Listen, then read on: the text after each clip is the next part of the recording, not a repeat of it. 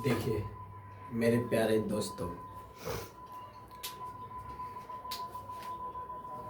Class 10th के लिए प्रश्नावली 8.1 जिस अध्याय का नाम है त्रिकोणमिति, उसके पहले अध्याय का ये टोटल सूत्र है। अगर आप ये सूत्र को देख लेते हैं तो आपका 8.1 क्लियर हो जाएगा। उसमें किसी भी प्रकार की समस्याएं नहीं होगी। जिसमें आप लोग देख सकते हैं कि भाई 8वां अध्याय जो है उसका नाम है त्रिकोणमिति।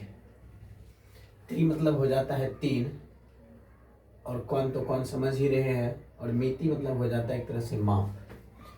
तो आप लोग देख सकते हैं कि त्रिकोणमिति जो हो गया उसमें अधिक मात्राओं में जो है एक समकोण त्रिभुज का उपयोग करना पड़ता है। एक समकोण त्रिभुज का, जिसमें आप लोगों को पता होगा कि त्रिभुज में 3 कोण और 3 भुजा होते हैं। तो इसमें जो है उन्हीं कोण और भुजाओं के बारे में बताया गया है, या उन्हीं के मापों के बारे में बताया गया है।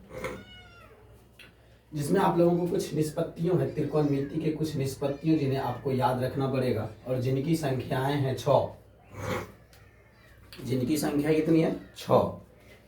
तो जिसमें से आप लोग अगर ये याद रखते हैं तो आगे के अध्याय में आपको फार्मूला याद करने में समस्याएं नहीं होगी। तो आप लोग अगर इस लाइन को याद करते हैं तो हमको लगता है कि आपको कम से कम फार्मूला याद करना पड़ेगा इसमें। और ये लगभग अगर ये अध्याय आप ठीक ठाक से पढ़ते हैं तो आपको लगभग 15 से 20 नंबर मिलेगा। लगभग 15 से 20, ठीक ना? तो ये कह रहा है कि पहला जिसमें से आपको इसको याद कर सकते हैं कि ये हो गया साइन थीटा। आप लोग इसको लिख सकते हैं हिंदी में भी साइन। ये हो गया कॉस, और ये हो गया टेन। ये हो गया कॉट। ये हो गया सेक, और ये हो गया कोसेक। तो मतलब है कि आपको याद जो करना है, हम लोग पढ़ सकते हैं कि sine theta, cos theta, tan theta, cot theta, sec theta, cosec theta. अगर आप ये 6 निष्पत्तियों को याद कर लेते हैं, इस लाइन को अगर याद करते हैं तो आपको आगे के फार्मूला याद करने में बहुत आसान होगा। ठीक, तो आप लोगों को बस ये याद कर लेना है कि sine theta, cos theta, tan theta, cot theta, sec theta और कोसेक थीटा। जिसमें आप लोगों को ये पता होना चाहिए। ऐसे तो याद तो आपको 3 ही करना है, बाकी 3 को खुद याद हो जाएगा। साइन जो होता है वो कोसेक के उल्टा होता है। मतलब हो गया कि साइन का उल्टा कोसेक, कॉस का उल्टा सेक, और टेन का उल्टा कॉट होता है। ठीक ना? तो आप लोगों को याद रह जाएगा कि साइन का उल्टा कोसेक, कॉस का उल्टा सेक, और टेन का उल्टा कॉट। तो इसमें आप लोग देख सकते हैं कि ये जो आपके 6 फार्मूले हो गया, तो आप लोग लिख सकते हैं कि आपको पहले पता हो गया कि साइन का उल्टा कोसेक हो गया, कॉस का उल्टा सेक हो गया, और टेन का उल्टा कॉट हो गया। उल्टा का जैसे उल्टा आप लोग से पूछे, जैसे बोला जाएगा कि 5 का उल्टा क्या होता है, तो देखा जाए तो 5 का उल्टा आपका हो जाएगा 1/5, क्योंकि नहीं कुछ तो नीचे में 1 लिखा हुआ है, जिसको पलट देंगे। तो सेम उसी प्रकार से कह रहा है कि साइन का उल्टा हो जाता है 1, यानी कि यह एक फार्मूला भी हो जाएगा कि साइन थीटा बराबर हो जाएगा 1/कोसेक थीटा। साइन थीटा बराबर हो जाएगा 1/कोसेक थीटा, और कोस थीटा बराबर हो जाएगा 1/सेक थीटा। टेन थीटा बराबर हो जाएगा 1/कॉट थीटा। उसी प्रकार से सेम इसके उल्टे, अगर आपसे कॉट पूछा है तो आपको पता होगा कॉट का उल्टा क्या होता है? टेन होता है, क्योंकि अगर टेन का उल्टा कॉट हुआ तो कॉट का उल्टा भी तो टेन होगा। आप लोग जैसे देख सकते हैं कि साइन का उल्टा अगर कोसेक हुआ तो कोसेक का उल्टा साइन, कॉस का उल्टा अगर सेक हुआ तो सेक का उल्टा कॉस, टेन का उल्टा कॉट हुआ तो कॉट का उल्टा टेन। सेम उसी प्रकार से अगर आपको ये तीनों फार्मूला याद है तो बाकी ये तो याद ही हो जाएगा। यानी कि कॉट थीटा बराबर हो जाएगा 1/10, सेक थीटा बराबर हो जाएगा 1/कॉस, सेक थीटा बराबर हो जाएगा 1/कॉस, और कोसेक थीटा बराबर हो जाएगा 1/साइन। तो ये आपके 3 एक्स्ट्रा जो है फार्मूला आपको याद हो जाएगा। उसके बाद आप लोगों को एक चाहिए समकोण त्रिभुज।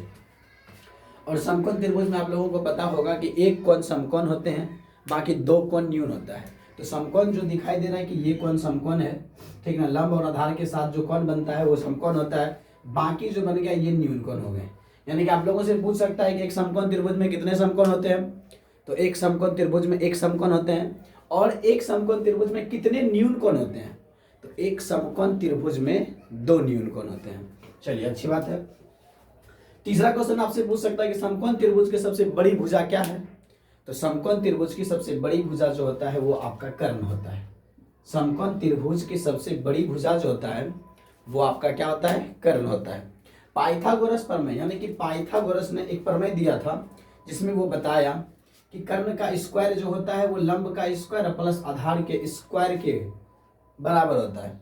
यानी कि लंब का स्क्वायर और आधार का स्क्वायर जो है उनके योग जो होते हैं वो कर्ण के स्क्वायर के बराबर होता है। अब देखिए, अगर आपको ये फार्मूला याद है, बस इतना को, अगर आपको इतना को याद है तो बाकी जो नीचे दिखाई दे रहा होगा पांचों का पांचों फार्मूला आप लोगों को कन्फर्म याद हो जाएगा।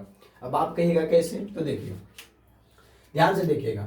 अगर कर्ण स्क्वायर बराबर हम लोगों को याद हो गया कि लंब स्क्वायर प्लस क्या चीज, आधार स्क्वायर। अब बताइए अगर आपको लंब का स्क्वायर पूछे तो ये आधार को हटाना पड़ेगा, तो ये आधार प्लस में डरा के माइनस हो जाएगा। मतलब लंब का स्क्वायर बराबर हो गया कर्ण स्क्वायर माइनस आधार स्क्वायर। क्योंकि लंब निकालना है तो आधार को इधर लाना पड़ेगा, तो प्लस में है तो क्या हो जाएगा, माइनस हो जाएगा। ठीक, सेम उसी प्रकार से अगर आप लोगों से आधार स्क्वायर पूछे तो क्या करना है, तो अगर आधार स्क्वायर पूछे तो लंब को हटाना पड़ेगा, तो लंब प्लस में है तो इधर आके माइनस हो जाएगा। यानी कि आधार स्क्वायर बराबर हो गया कर्ण स्क्वायर, प्लस में इधर आएगा तो माइनस लंब स्क्वायर। यानी कि आधार स्क्वायर बराबर हो गया कर्ण स्क्वायर माइनस क्या चीज, लंब स्क्वायर। एक बात तो आप लोगों को पता होगा, अगर कोई चीज LHS में स्क्वायर है तो ई जैसे ही RHS जाएगा तो रूट का रूप ले लेगा। स्क्वायर जो है रूट का रूप ले लेता है। अगर वही कहीं पर रूट लिखा हुआ है तो LHS में अगर रूट है तो RHS में रूट जाएगा तो क्या हो जाएगा, स्क्वायर का रूप ले लेगा। सेम उसी प्रकार से दिखाई दे रहा होगा कि कर्ण स्क्वायर बराबर हो गया आपका लंब स्क्वायर प्लस आधार स्क्वायर। तो बताइए कर्ण बराबर क्या होगा, अभी तुरंत बताए कि स्क्वायर जैसे ही LHS से RHS में जाएगा तो वो रूट का रूप ले लेगा, यानी कि रूट हो जाएगा। तो यानी कि बस स्क्वायर इसका खत्म हो गया, RHS में जाके रूट का रूप ले लिया तो रूट लंब स्क्वायर प्लस क्या हो गया, आधार स्क्वायर। बहुत सिंपल है। सेम उसी प्रकार से हम लंब स्क्वायर फार्मूला याद कर चुके हैं। याद नहीं करना, सिर्फ ब्रेन से अगर आप लोग ध्यान पूर्वक पढ़ें, ठीक ना, ब्रेन को अस्थिर करके, तो हो सकता है आपको जल्दी संभव हो कि याद हो जाएगा।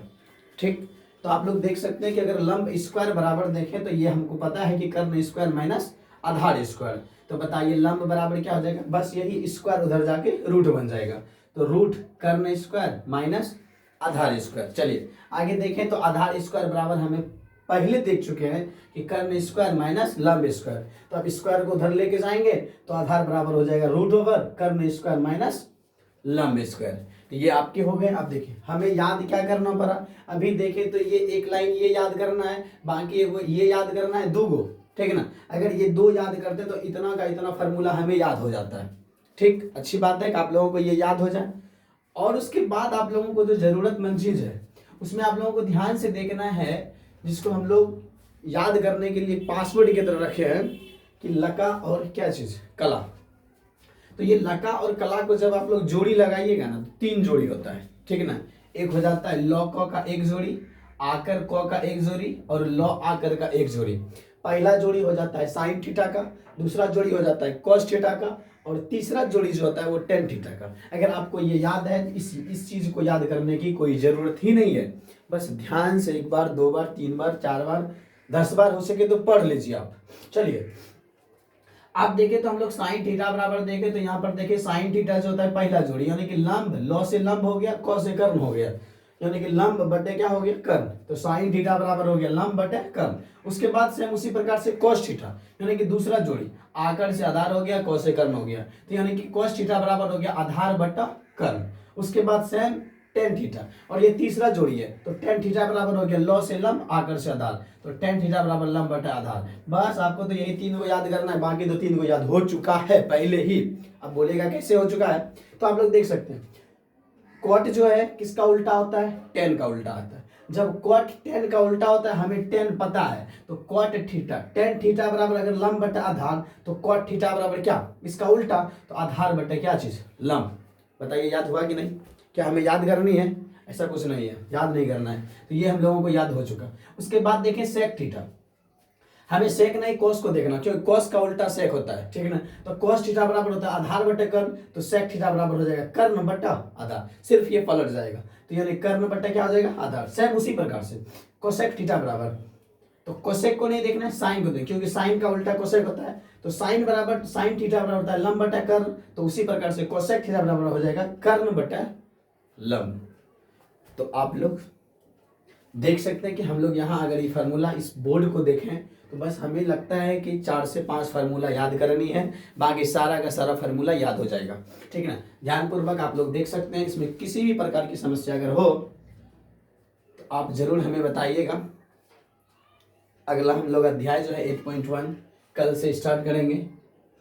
एनसीईआरटी बुक टोटल, एनसीईआरटी जो बुक है उसका 8.1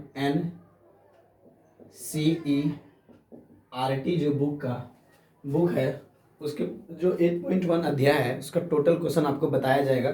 हड़बड़ करने की कोई बात नहीं है, आप लोग इस चीज़ को ध्यान से पढ़ के और याद कर सकते हैं। तो याद क्या करना है, इसको अगर समझें आप लोग ध्यान से तो जल्दबाजी याद हो जाएगा, क्योंकि रटा हुआ चीज़ ज़्यादा दिन टिकता नहीं है। तो सोच समझ के अगर आप लोग याद करें तो याद रह सकता है, ठीक ना।